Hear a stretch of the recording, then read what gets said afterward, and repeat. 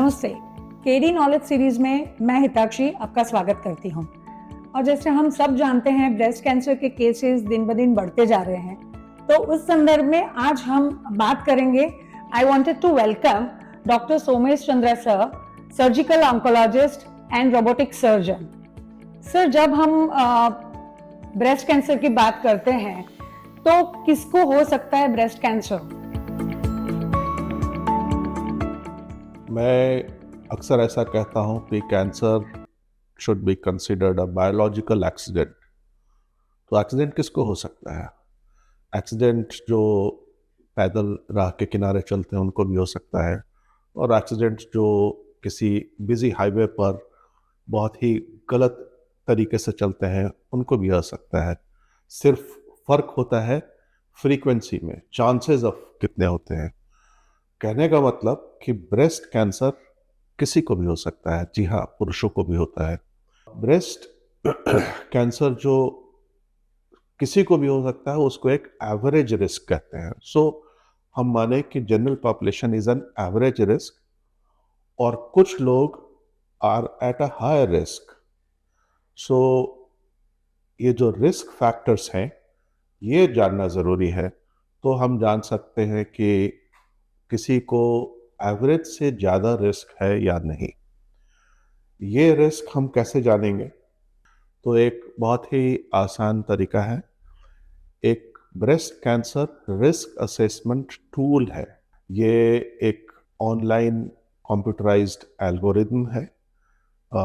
ये डेवलप हुआ था for white females in the US, क्योंकि रेस, एथनिसिटी भी एक रिस्क फैक्टर है। जो अफ्रीकन्स में, जो एशियंस में, जो कॉकेशियंस में जो रिस्क हैं वो अलग अलग होते हैं। तो ये देखकर फिर उस मॉडल को मॉडिफाई किया गया, उसको मॉडिफाइड गेल मॉडल कहते हैं। हमारे पास India specific for Indian women कोई वैलिडेटेड रिस्क असेसमेंट टूल नहीं है।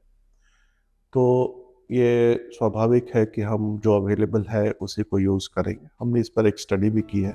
उस टूल को आप यूज़ कर सकते हैं, और उस टूल से आपको ये मालूम चलेगा कि जो इम्पॉर्टेंट रिस्क फैक्टर्स हैं वो कौन कौन से हैं। वो उसके अंदर आपको एंटर करने होते हैं। रिस्क फैक्टर्स बदलते जाते हैं, क्योंकि एज एक बहुत बड़ा फैक्टर, रिस्क फैक्टर होता है, और एज बदलता जाता है। तो किसी एक व्यक्ति का जो आज रिस्क है वो शायद 5 साल के बाद ज़्यादा भी हो सकता है या कम भी हो सकता है, डिपेंडिंग अपॉन डिफरेंट फैक्टर्स उनके लाइफ में कैसे इंटरप्ले कर रहे हैं।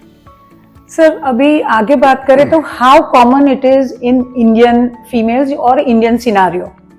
इंडिया में ऐसा माना जाता है, खास करके अर्बन एरियाज में, शहरी प्रदेशों में, कि अबाउट 1 in 28 women, कुछ आंकड़े 1 in 23 women कहते हैं, who in their lifetime will develop breast cancer.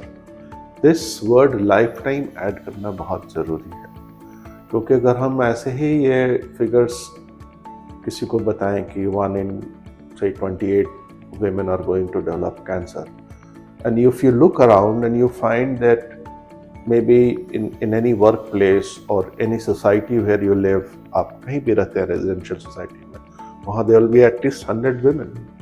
If you go to a cinema hall, it doesn't mean कि वहाँ पर out of 200 people there will be 6-8 women with breast cancer.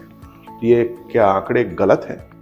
नहीं, ये आंकड़े ये इसलिए हमको ये लाइफ टाइम वर्ड बहुत इम्पोर्टेंट है कि when all these 28 women have lived their entire lives, then you would have found that 1 in 28 of them would have developed a breast cancer. तो हमारे ऐसे सिंपली ये आंकड़ों को लेते हैं हम, तो हम बिल्कुल पैनिक कर सकते हैं। वो पैनिक करने की ज़रूरत नहीं है, but yes, 1 in 28 still is a significant number. Okay, sir. So when we are talking about the numbers and the severity of breast cancer, how to detect it at early stage, और वो detection क्यों जरूरी है? सो stage क्या है cancer का? हम early stage कहते हैं और लेट स्टेज कहते हैं। Stage is the detectable extent of cancer in the body. Cancer कितने प्रमाण में कहाँ कहाँ है वो जानने की जो प्रक्रिया है, जो सिस्टम है, उसको स्टेजिंग सिस्टम कहते हैं। तो अगर हमको ज़्यादा कैंसर दिखता है, ज़्यादा प्रमाण में दिखता है, तो वो हायर स्टेज कैंसर है या लेट स्टेज कैंसर है। और अगर ज़्यादा कैंसर है तो हमको ज़्यादा ट्रीटमेंट करनी पड़ेगी, और शत्रु जितना ज़्यादा है उतने हमारे जीतने की संभावना कम हो जाती है। So that is why we want to detect all cancers early. Breast cancer में अर्ली डिटेक्शन इसलिए भी इम्पॉर्टेंट है, सिर्फ इसलिए नहीं कि उससे हम कम ट्रीटमेंट में अच्छे हो सकते हैं, बट लेकिन इसलिए भी इम्पॉर्टेंट है कि by and large breast cancer का कोई डेफिनेट प्रिवेंशन नहीं है। बहुत ही रेयर इंस्टेंसेस हैं जब वो हम उसको प्रिवेंट कर सकते हैं। जैसे सर्वाइकल कैंसर जो है, यूट्राइन सर्विक्स का, गर्भाशय के मुख का कैंसर, उसको हम प्रिवेंट कर सकते हैं। उसको होने के पहले ही हम एक्शन लेकर उसको नहीं होने दे सकते। लेकिन ब्रेस्ट कैंसर के prevention practically for normal women possible नहीं है। आपने एंजेलिना जोली की मशहूर कहानी सुनी होगी, जिन्होंने अपने दोनों ब्रेस्ट निकलवा दिए और दोनों ओवरीज और यूट्राइन ट्यूब्स निकलवा दिए।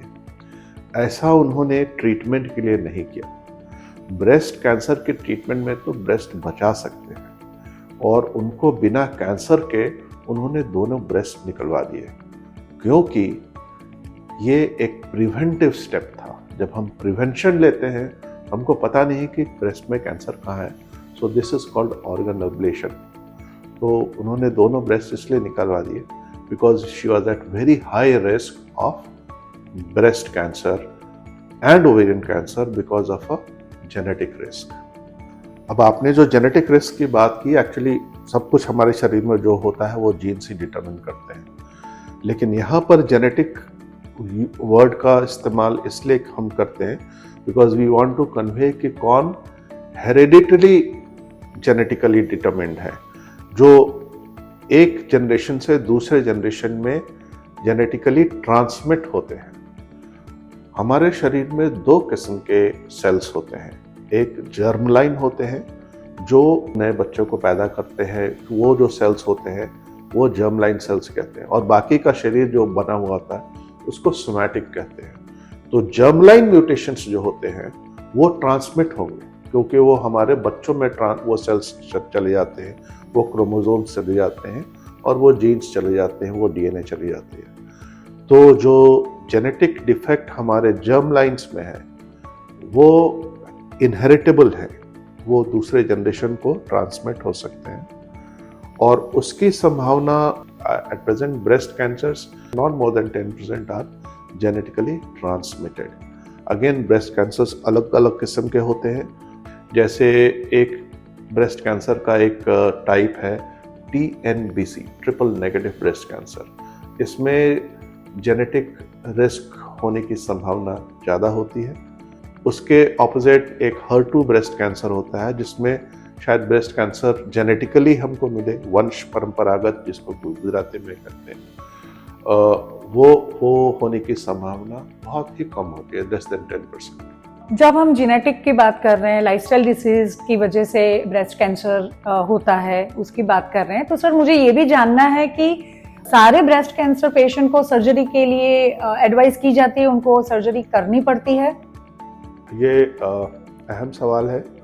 जब भी क्यूरेटिव ट्रीटमेंट हम करते हैं, तो आज के तारीख में अभी तक सर्जरी की ज़रूरत पड़ती है। अगर किसी ब्रेस्ट कैंसर पेशेंट्स को सर्जरी ऑफर नहीं किया जा रहा है तो वो शायद अच्छा सिचुएशन नहीं है, शायद उनके लिए कोई क्यूरेटिव ऑप्शन नहीं है। मतलब क्योर का क्या परिभाषा है? क्योर की परिभाषा है living without disease. Living with disease भी पॉसिबल होता है कुछ लोगों में, लेकिन चूंकि उनको डिजीज के साथ ही जीना है, जो कहीं ब्रेस्ट के बाहर फैल गया है, इसलिए ब्रेस्ट की सर्जरी उनको जनरली नहीं ऑफर की जाती। फिर से एक बार बता दूं, क्योर के लिए सर्जरी जरूरी है। अगर नॉन क्योरेबल कैंसर है तो सेलेक्टेड केसेस में हम सर्जरी ऑफर करते हैं। और सर, जब सर्जरी की बात आती है, सर्जरी के बाद generally chemo and radiation therapy advice की जाती है, तो वो भी क्या सारे पेशेंट को लेने की जरूरत होती है या उसमें there is a variation? Radiation therapy एक लोकल ट्रीटमेंट है, सर्जरी की तरह किसी एक जगह पर ही की जाती है। और कीमोथेरेपी और अन्य किस्म के जो ड्रग थेरेपीज हैं वो पूरे शरीर पर असर करेंगे। तो इन दोनों का जो इस्तेमाल है ब्रेस्ट कैंसर के ट्रीटमेंट में, उसके इंडिकेशंस बिल्कुल अलग हैं।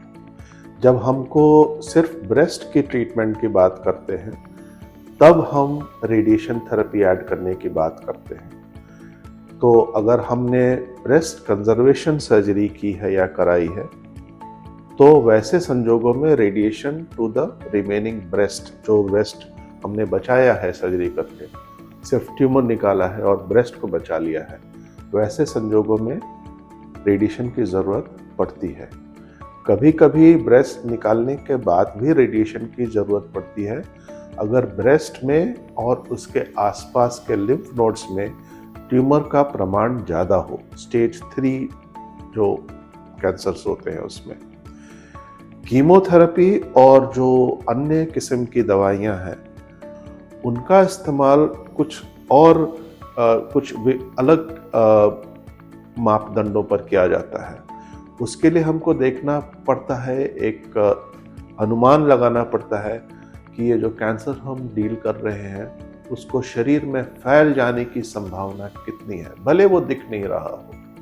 तो अगर वो संभावना सिग्निफिकेंट होती है, जो जनरली स्टेज 1 के बियॉन्ड सिग्निफिकेंट मानी जाती है, तो वैसे लोगों को chemotherapy, targeted therapy, hormonal therapy जिसकी जैसी ज़रूरत हो, ट्यूमर कैरेक्टरिस्टिक्स के मुताबिक उनको ये सलाह दी जाती है। सर, और इम्यूनोथेरेपी, अभी बहुत बातें चल रही हैं कि immunotherapy can also help in the cancer cure, तो ब्रेस्ट कैंसर के किस्से में वो हेल्प करती है?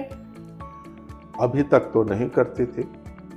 अभी very recently, I think last week ही कुछ स्टडीज़ आई हैं।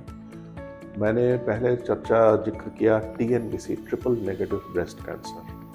बहुत सारे ऐसे संजोग होते हैं जिसमें कैंसर फैला हुआ नहीं हो शरीर में, स्टेज 4 का कैंसर नहीं हो, इनफैक्ट कभी कभी तो अर्ली कैंसर हो, स्टेज 1-2 का कैंसर हो, फिर भी सर्जरी के पहले हम ड्रग ट्रीटमेंट करते हैं। ये ड्रग ट्रीटमेंट जब करते हैं तो उसमें कुछ सेलेक्टेड केसेस हैं जिसमें इम्यूनोथेरेपी ऐड किया जा सकता है। उससे ड्रग का रिस्पांस बढ़ जाता है। उससे अभी तक क्योर रेट्स में कोई फर्क पड़ेगा ऐसे कोई डेफिनेट आंकड़े मेरे ध्यान में नहीं है, लेकिन हाँ, लोकल रिस्पांस बढ़ जाता है। और ये एक नई किस्म के ट्रीटमेंट है जो शायद अभी बहुत प्रचलित नहीं हुई है, बहुत रिसेंटली ये स्टडीज़ आए हैं और शायद कुछ समय लगेगा जब ये रूटीन प्रैक्टिस में इनको सम्मिलित किया जाए। Thank you so much sir for your valuable inputs. जाने से पहले आप व्यूअर्स को एक लास्ट मैसेज क्या देना चाहेंगे? ब्रेस्ट कैंसर किसी को भी हो सकता है, कुछ लोगों को होने की संभावना ज़्यादा है। आप अपने रिस्क फैक्टर्स का टाइम टू टाइम रीइवैल्यूएशन कीजिए, स्क्रीनिंग कराइए। ब्रेस्ट कैंसर की स्क्रीनिंग मैमोग्राफी और सोनोग्राफी MRI से की जाती है। मैमोग्राफी एक प्रूवन टूल है, लेकिन मैमोग्राफी अगेन सही ढंग से करनी चाहिए और एक्सपर्ट से रिपोर्ट करानी चाहिए। अगर हम ये प्रैक्टिस करते हैं तो अर्ली डिटेक्शन पॉसिबल है। अर्ली डिटेक्शन से हम ब्रेस्ट भी बचा सकते हैं, जीवन भी बचा सकते हैं और कम ट्रीटमेंट से क्यूरेटिव ट्रीटमेंट पा सकते हैं। ब्रेस्ट कैंसर अगर हो जाता है तो पैनिक नहीं करना चाहिए। ये घंटों में या दिनों में बढ़ने वाला रोग नहीं है। आपके पास बिटवीन डायग्नोसिस और ट्रीटमेंट शुरू होने के एटलीस्ट अराउंड 3 वीक्स होते हैं। तो आप सोच समझकर अपने डॉक्टर से सारे प्रश्न के जवाब समझकर डिसीजन ले सकते हैं। ट्रीटमेंट बहुत ही स्टैंडर्डाइज्ड है, वर्ल्ड ओवर बहुत सिमिलर ट्रीटमेंट्स मिलती हैं और ट्रीटमेंट के बाद एक अच्छी क्वालिटी ऑफ लाइफ हम जी सकते हैं। अगर हम प्रोफेशनल हैं तो हम काम कर सकते हैं, अगर हम फैमिली चला रहे हैं तो हम अपने से अपनी फैमिली की देखभाल कर सकते हैं। Thank you.